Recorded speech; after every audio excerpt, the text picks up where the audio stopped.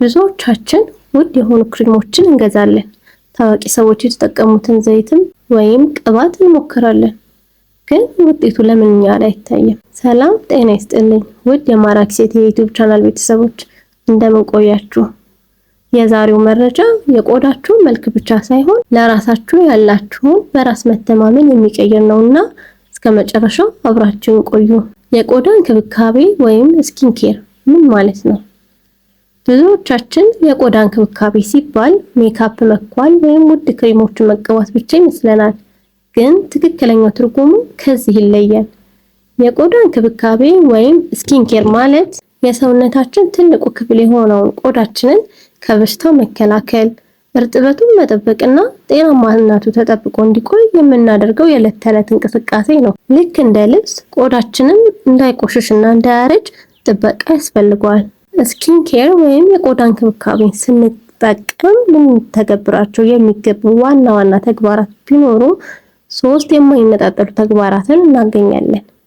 እነሱ ማጽዳት፣ መመገብና መከላከል ናቸው። ማጽዳት ወይም ክሊኒንግ ስንል በቀን ውስጥ በቆዳችን ቀዳዳዎች ውስጥ የሚገቡ አቧራዎችን፣ ባክቴሪያዎችንና ላቦችን ማስወገድ ነው። ይህ ካልሆነ ቀዳዳዎቹ ተደፍነው ለብጉርና ለቆሳሰለ ቆዳ ይዳርጉናል። መመገብ ወይም እርጥበት ስንል ቆዳችን ምግብ ይፈልጋል። ስለዚህም ልንመግበው ግድ ይለናል። ይህም እርጥበት ሰጪ ክሬሞችን ወይም ሞይስቸራይዘርስ እና ለቆዳ ተስማሚ የሆኑ ተፈጥሯዊ ዘይቶችን መቀባትን ያካትታል። መከላከል ወይም ፕሮቴክቲንግን ስናይ ደግሞ ቆዳን ከፀሐይ ቃጠሎ ወይም ዩቪ ሬይዝ እና ከከባቢ አየር ብክለትን መጠበቅን ይመለከታል። እዚህ ጋር ትልቁ ስህተት የሚፈጠረው ብዙ ሰዎች ውጪ ላይ የምንቀባው ክሬም ብቻ ቆዳን የሚያበራ ይመስላቸዋል። እውነታው ግን ቆዳችን 70% ገደማ የተሰራው ከውሃ ነው። ውሃ በበቂ ሁኔታ ካልጠጣን ቆዳችን ይደርቃል፣ ይሸበሸባልም፣ እንዲሁም ውበቱም ለዛውም ይረግፋል። ውሃ ለቆዳችን ልክ እንደ ማጠቢያ ነው። ከውስጥ ያለውን ቆሻሻ ጠርጎ ያወጣል። የሚያበራ ወይም ግሎዊንግ የሆነ ቆዳ እንዲኖራችሁ ከፈለጋችሁ ከመቀባታችሁ በፊት መጠጣት አለባችሁ። ውጤታማ የቆዳ እንክብካቤ ሚስጥሩ የክሬሙ ውድነት ሳይሆን ማዘውተራችን ወይም ኮንሲስተንሲ ነው። አንድ ቀን ተቀብቶ በሳምንት መተው ምንም ለውጥ አይመጣም። የቆዳ እንክብካቤ አስማት የሚሰራው በየቀኑ በትንሹ በምናደርገው የዕለት ተዕለት ተግባር ነው። ጠዋትና ማታ ፊትን መታጠብ፣ ፀሐይ ላይ ከመውጣታችን በፊት ደግሞ መከላከያ ቅባቶችን መቀባት፣ እንዲሁም በቂ ውሃ መጠጣትን ልማድ ስናደርገው ቆዳችን ተአምር ይሰራል። በአጭሩ የቆዳ እንክብካቤ ማለት ራስን መውደድ ማለት ነው። ቆዳችሁ ጤናማ ሲሆን በራስ መተማመናችሁ ይጨምራል፣ ፊታችሁም ያበራል። እስቲ አንድ ጥያቄ ልጠይቃችሁ። በቀን ስንት ብርጭቆ ውሃ ትጠጣላችሁ? የጥያቄው መልስ ለእናንተ ልተወውና ወደ ቀጣይ ሀሳቦችን እንሂድ። እስቲ ቆዳችን እንዲያበራ ወይም እንዲጠቁር የሚያደርጉ ዋና ዋና ምክንያቶች ምን ይመስሏችኋል? አንደኛ ውስጣዊ ምክንያቶች ወይም ኢንተርናል ፋክተርስ የምንላቸው በሰውነታችን ውስጥ የሚመነጩ ሆርሞኖች፣ የምንመገበው ምግብና የምንጠጣው የውሃ መጠን ነው። ውጫዊ ምክንያቶቹን ስናይ ደግሞ ወይም ኤክስተርናል ፋክተርስን ስንመለከት የፀሐይ ብርሃን፣ የአየር ብክለት፣ ጭስ እና አቧራ የመሳሰሉት ናቸው። እንዲሁም የምንጠቀማቸው የቆዳ ውጤት ክሬሞችንም ይጨምራል። በሶስተኛ ደረጃ የአኗኗር ዘይቤ ወይም ላይፍ ስታይላችንን ስናይ በቂ እንቅልፍ ማግኘት፣ የአካል ብቃት እንቅስቃሴ ማድረግና ከጭንቀት ወይም ስትረስ መራቅ ለቆዳችን ወሳኝ ናቸው። ታዲያ ቆዳችንን ለመንከባከብ መጀመሪያ ማወቅ ያለብን የቆዳችንን አይነት ወይም ስኪን ታይፕ ነው። በዋናነት 5 አይነት የቆዳ ታይፖች አሉ። አንደኛ መደበኛ ቆዳ ወይም ኖርማል ስኪን የምንለው ነው። ይህ ቆዳ በጣም ደረቅ ወይም በጣም ወዛም ያልሆነ የተመጣጠነና ጥራት ያለው የቆዳ አይነት ነው። ምልክቱም ቀዳዳዎቹ አይታዩም፣ አይቆጣምም፣ ነገር ግን ወዝ አለው። የዚህን የቆዳ አይነት እንክብካቤ ስንመለከት ዋናው ስራ ያለውን ውበት መጠበቅ ነው። በቀላል የፊት ሳሙና መታጠብ እንዲሁም ቀለል ያለ እርጥበት ሰጪ የሆኑ ሞይስቸራይዘር ቅባት መጠቀም በቂ ነው። ሁልጊዜ የፀሐይ መከላከያ መጠቀምም እንዲሁ ወሳኝ ተግባር ነው። ሁለተኛው የቆዳ አይነት ደረቅ ቆዳ ወይም ድራይ ስኪን እንለዋለን። ይህ ቆዳ የተፈጥሮ ዘይቱ በጣም አነስተኛ የሆነ ነው። ምልክቱም ሻካራነት፣ መሳብ፣ አንዳንዴም መላጥ ይታይበታል። ቶሎ የመሸብሸብ እድልም አለው። ይህንን የቆዳ አይነት ለመንከባከብም እርጥበት ወይም ሃይድሬሽን ማለትም ወፈር ያሉ ክሬሞችን ወይም እንደ ኦርጋን እና አቮካዶ ያሉ ተፈጥሯዊ ዘይቶች ያስፈልጉታል። ይህን የቆዳ አይነት ላለው ፊትም በሙቅ ውሃ መታጠብ የባሰ ያደርገዋል። ስለዚህ ለብ ባለ ውሃ መታጠብ ይመከራል። ሶስተኛ ወዛም ወይም ዘይትማ ቆዳ ኦይሊ ስኪን የምንለው ነው። ይህ ቆዳ ከመጠን በላይ ቅባት የሚያመነጭ ነው። ምልክቱም ሁል ጊዜ ያብረቀርቃል። ቀዳዳዎቹም ሰፋ ያሉ ናቸው። እንዲሁም ለብጉር የተጋለጠ ቆዳ ነው። ይህን የፊት ቆዳ ለመንከባከብ ጽዳት ዋነኛ መንገዱ ነው። በቀን 2 ጊዜ መታጠብ፣ በውሃ ወይም ወተር ቤዝድ በሆኑ ከጄል የተሰሩ እርጥበት ሰጪዎችን መጠቀም፣ ቅባት የሆኑ ክሬሞችን ደግሞ በተቃራኒው መቀነስ ይገባል።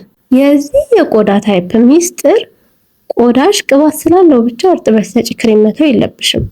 ካልተቀባሹ ቆዳሽ የባሰ ቅባትን ያመነጫል። ስለዚህ ባላንስ የሚያደርግ መጠነኛ የሆነ ክሬምን ተጠቀሙ። አራተኛው የቆዳ አይነት ደግሞ የተቀላቀለ ቆዳ ወይም ኮምቢኔሽን ስኪን እንለዋለን።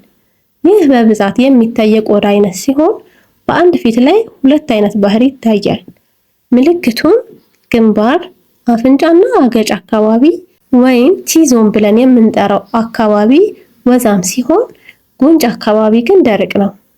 ይህንንም ለይተን ማወቃችን ቆዳውን ለየብቻ ለይተን እንድንከባከብ ይረዳናል። ለወዛሙ ቦታ ቀለል ያለ እንዲሁም ደግሞ ለደረቁ ቦታ ወፈር ያለ ክሬም እንጠቀምለታለን። አምስተኛ ስስ ወይም ቶሎ የሚቆጣ ቆዳ ወይም ሴንሲቲቭ ስኪን እንለዋለን። ይህ ቆዳ ለተለያዩ ነገሮች በጣም ስሜታዊ ነው። ምልክቱም ቶሎ መቅላት፣ ማሳከክ ወይም የማቃጠል ስሜት ነው። ይህን የቆዳ አይነት ለመንከባከብ ሽቶ እና አልኮል የሌለባቸውን የቆዳ ውጤቶችን መጠቀም ነው። አዳዲስ ነገሮችን ከመጠቀም በፊት ደግሞ በጣም ጥንቃቄ አድርገን መሞከር ይገባናል። ለምሳሌ ከጆሮአችን ስር ጠብ አድርገን በማሸት ቆዳችን የሚቆጣን ከሆነ ወይም ሊቀበለው ፈቃደኛ ከሆነ ምልክትን ያሳየናል። በዚህም መሰረት ያንን መጠቀም የፈለግነውን ክሬም ፊታችን ላይ አፕላይ ማድረግ እንችላለን። የቆዳ እንክብካቤ እንደ ተክል ማጠጣት አስቡት። ደረቅ ቆዳ እንደ በረሃ ነው፣ ብዙ ውሃና ቅባት ይፈልጋል። ወዛም ቆዳ ደግሞ እንደ ረግረግ መሬት ነው፣ ብዙ ቅባት ሳይሆን ንጽህናና አየር ይፈልጋል። መደበኛ ቆዳ ደግሞ ልክ እንደ ለም መሬት ነው፣ ያለውን ለምነት እንዳያጣ ብቻ መንከባከብ ይበቃዋል። እስቲ ያንቺ ቆዳ አይነት ከየትኛው ይመደባል? እንደ ውቤ በረሃ ነው ወይስ እንደ ረግረግ መሬት? ወይስ ደግሞ ልክ እንደ ለምና እንደሚያፈራ ሁሉን ተቀባይ እንደሆነው ቻይ መሬት? የትኛው ይመስልሻል? በነገራችን ላይ በኢትዮጵያ ውስጥ ኦሪጂናልነታቸው የተረጋገጠና በባለሙያዎች የሚመከሩት ብራንዶች በጣም ውስን ናቸው። ገበያ ላይ ግን እልፍ የሚባሉ የቅባት አይነቶችን እናገኛለን። እኛ ግን አሁን ቆዳሽን ለመንከባከብ ይረዳሽ ዘንድ በኢትዮጵያ ገበያ ውስጥ ኦሪጂናልነታቸው የተረጋገጠና በባለሙያ ከሚመከሩ ብራንዶች ውስጥ የተወሰኑትን ላጋራሽ። እርጥበት ሰጪ ወይም ሞይስቸራይዘርስ ከሚባሉት ውስጥ ሴራቪ የመጀመሪያውን ደረጃ ይይዛል። ይህ ሞይስቸራይዘር ክሬም ወይም ሎሽን በኢትዮጵያ ውስጥ በጣም ተወዳጅ ነው። ለደረቅና ለተቀላቀለ ቆዳ እጅግ በጣም ተስማሚ ነው። ኒውትሮጅን ወይም ሃይድሮ ቡስት ለወዛም ወይም ኦይሊ ቆዳ ደግሞ ጥሩ ምርጫ ነው። በጄል መልክ የተሰራ ስለሆነ ፊት ላይ አይከብድም። ሴታፊል ደግሞ በጣም ስስ ወይም ቶሎ ለሚቆጣ ሴንሲቲቭ ቆዳ ተመራጭ ነው። የፀሐይ መከላከያ ወይም ሰንስክሪን ደግሞ ከፈለግሽ ላሮቼ በኢትዮጵያ የቆዳ ሐኪሞች በብዛት የሚመከር ነው። ቀላል ነው። ፊት ላይ ደግሞ ነጭ ነገርን አይተውም። ዲዛር ደግሞ ዋጋው በጣም ተመጣጣኝና በየሱቁ የሚገኝ ነው።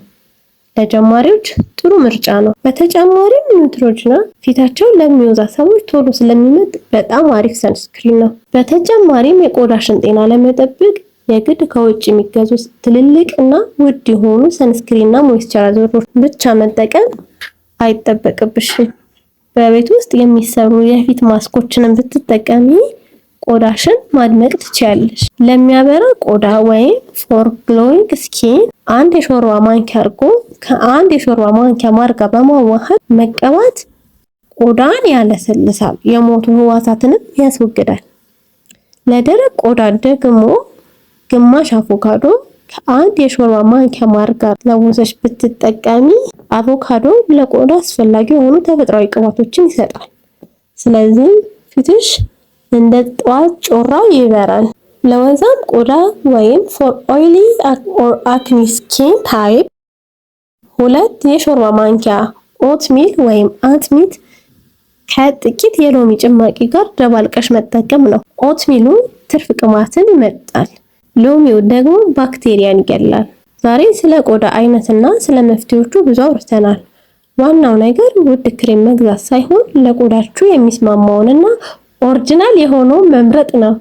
እንደ ሴራቪ እና ሴታፊል እንዲሁም መሰል ያሉ ብራንዶች በሀገራችን በስፋት ይገኛሉ። ነገር ግን ምንም አይነት ክሬም ብንቀባ የፀሐይ መከላከያን ወይም ሰንስክሪን ካልተጠቀምን ለውጥ ማግኘት ትንሽ ከበድ ይላል። ፀሐይ የቆዳችን ትልቁ ጠላት ናትና። ውበት ከውስጥ ይጀምራል።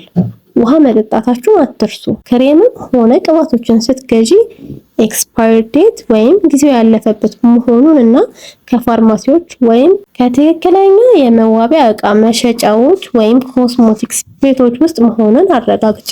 በዚህ የቆዳ እንክብካቤ ጉዞዎች ላይ አጽንኦት ሰጥተሽ ደግሞ ልታስቢበት የሚገባው ሌላ ዋና ርዕስ ቢኖር እድሜና ቆዳ በጣም የተቆራኙ ሀሳቦች መሆናቸው ነው። ብዙዎች እድሜ ሲጨምር ቆዳ መበላሸቱ አይቀርም ይላሉ። ግን እውነቱ ምንድን ነው? እድሜ ቁጥር ነው። የቆዳሽ ጤንነት ግን ያንቺ ምርጫ ነው። እድሜ በቆዳችን ላይ የሚያመጣቸው 3 ዋና ዋና ለውጦች አሉ። አንደኛ የኮላጅን መቀነስ ነው። ኮላጅን ቆዳችንን ወጥሮ የሚይዝ ሙጫ እንደማለት ነው።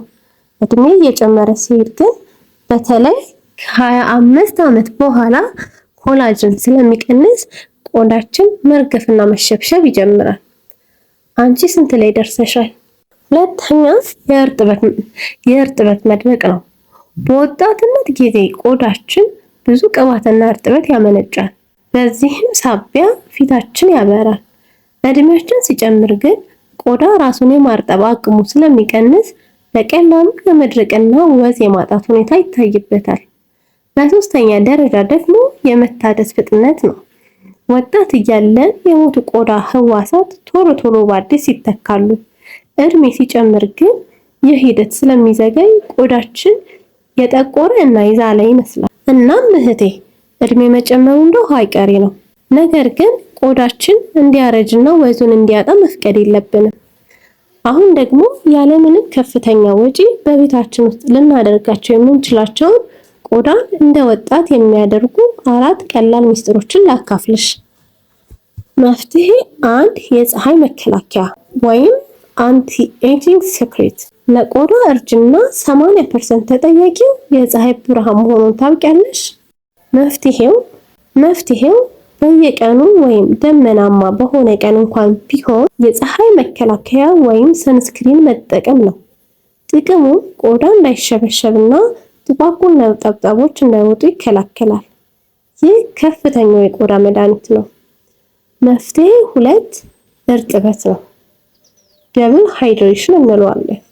እድሜ ሲጨምር ቆዳ እርጥበት የመያዝ አቅሙ ይቀንሳል።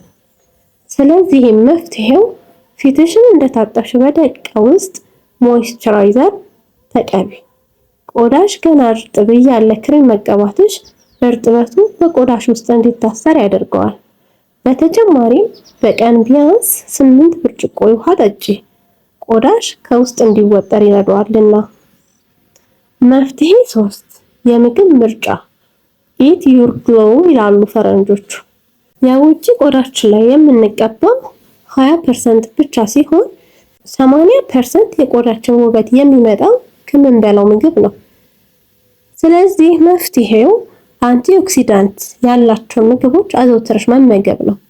ለምሳሌ እንደ ሎሚ፣ ብርቱካን፣ አቮካዶ፣ ለውዝና አረንጓዴ ቅጠላ ቅጠሎችን መመገብ የቆዳን ኮላጅን ይጠግናሉ። መፍትሄ 4 የፊት ማሳጅና አቀማመጥ። ይህ በጣም ቀላሉና ምንም ብር የማይጠይቅ መንገድ ነው። ክሬም ስትቀቢ ወደ ላይ ያሸሽ ተቀቢ።